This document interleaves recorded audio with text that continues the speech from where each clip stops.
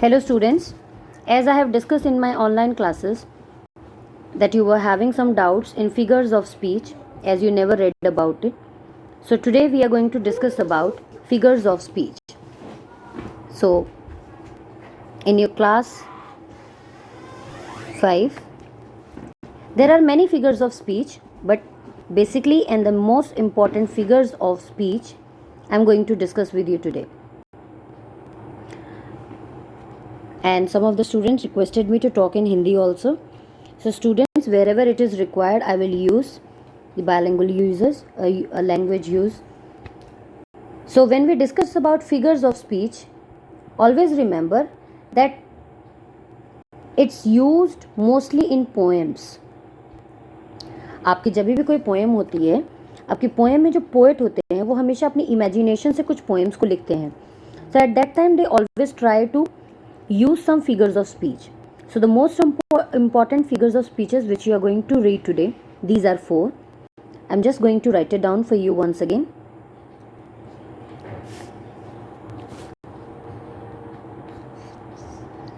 You can make a chart like the same also. Figures of speech differentiated into 4 main parts according to your class. Okay, the first figure of speech which we are going to talk, that is simile. Second, personification. Third one, metaphor. And the last which you have to study, that is onomatopoeia. We call it onomatopoeia. So if you have noted down, let's discuss the number 1, simile. Simile is basically when there is a comparison. It means in your poem, if there is any comparison done by using 2 words, one is like, another is as. So you can write down the definition also. Simile is basically a phrase which compares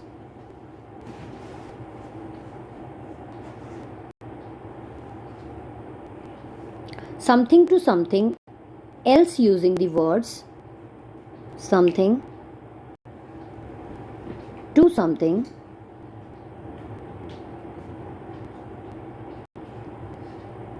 else using the words like और as. यानी आपकी poem में कहीं पे भी अगर comparison हुआ है, कंपेयर किया गया है, यानी तुलना की गई है, जिसमें कि लाइक या फिर एज वर्ड को यूज़ किया गया है, तो आप वहाँ पे कह सकते हैं कि वहाँ पे उस पोएम में, उस जगह पे, उस अंडरलाइन, उस लाइन में सिमिली फिगर ऑफ स्पीच को यूज़ किया गया है. आपकी पोएम में एक लाइन आई है आइसक्रीम मैन पोएम में.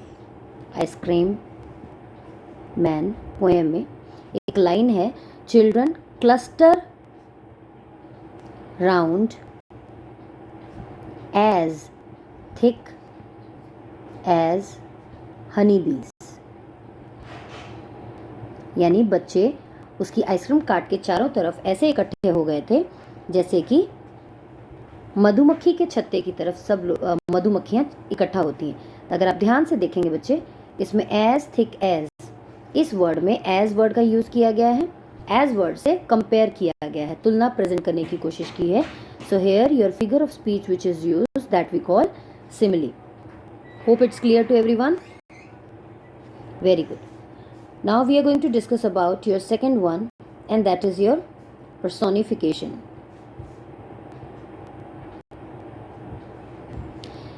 Very interesting one in our English, because mostly in your poems, poet always try to give a human quality to non-living things. For example, if in your poem it is given like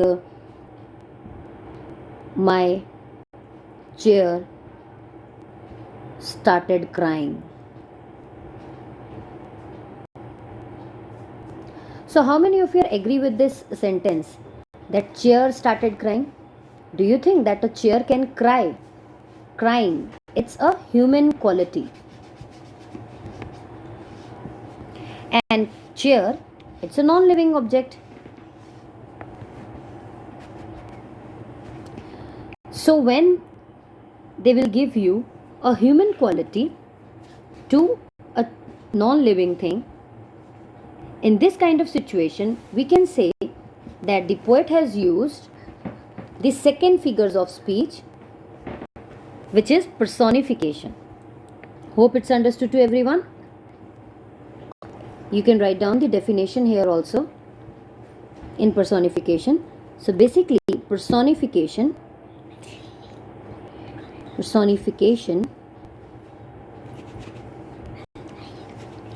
is when one object which is not alive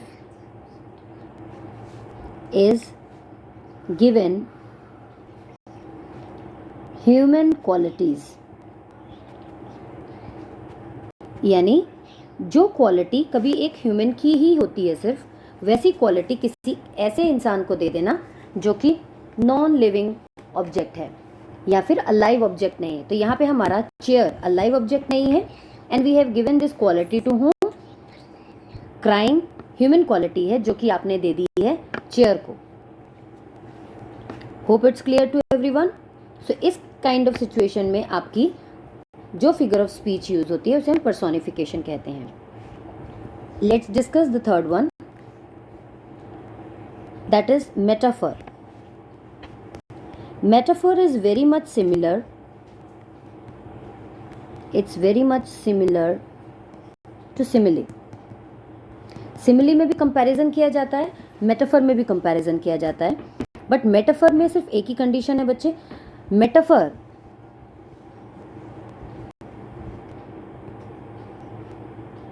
is when there is a comparison, यानी तुलना रहेगी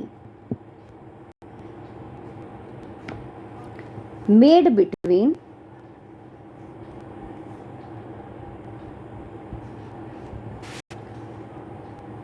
two different things. यानी कोई दो अलग अलग चीजों के बीच में तुलना की जाए which shares something is common. Something is common यानी उन दोनों में तुलना की जा रही है किसी एक समान चीज के लिए. फॉर एग्जाम्पल आपकी पोएम में हम लोगों ने जो वर्ड पढ़ा था वो क्या था? might be a flower bed. यानी जो आइसक्रीम कार्ट थी, आइसक्रीम कार्ट वो कैसी थी? It was might be a flower bed. यानी आइसक्रीम कार्ट और फ्लावर बेड में कंपैरिजन भी किया गया है और एक समानता भी दिखाई गई है. सिमिलर थिंग भी है उन दोनों में.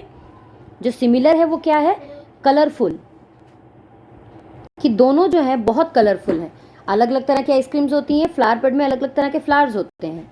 और इसमें कंपैरिजन भी कर दिया है कि आइसक्रीम कार्ट किसके जैसा है?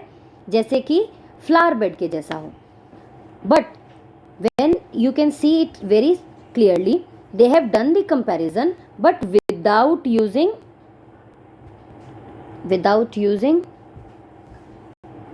Like and as. यानी ना लाइक वर्ड को यूज किया गया है ना एज वर्ड को यूज किया गया है. कंपैरिजन हो गया है एक सेम समान चीज के लिए. In this kind of situation it's called metaphor. ये मेटाफर फिगर ऑफ स्पीच होती है आपकी. So let us discuss your last one and it's very interesting students also. It's called onomatopoeia. ओनोमाटोपिया जो है आपकी, इसको सिंपली आप recognise करते हैं साउंड से। So it is a word which resembles the sound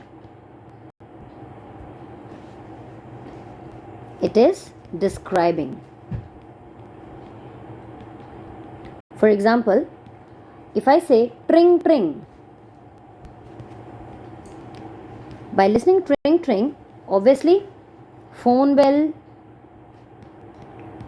या फिर मोबाइल रिंगटोन ये दिमाग में आता है, यानी आपको पता चल जाता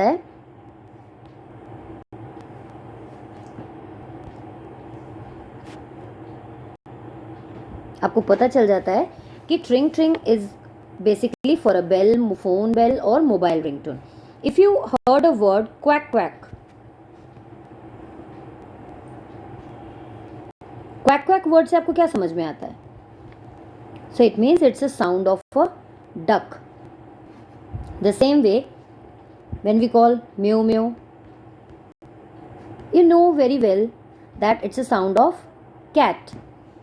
So जब आप किसी साउंड को सुन के, साउंड की हेल्प से ही आप रिजेंबल, यानी आपको पता चल जाता है कि वो किस चीज़ को एक्सप्लेन करने की कोशिश कर रहा है. Sound resembles figure of speech आपकी तब कौन सी बनती है बच्चे? Very interesting one, ओनोमाटोपिया.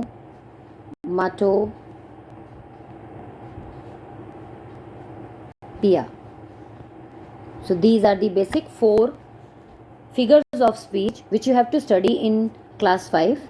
क्लास 5 में आपको ये 4 बताई जाएंगे. आपकी मोस्टली पोएम्स में इन्हीं का यूज़ होगा. If any other figure of speech will come in any of your poem, then I will explain you accordingly.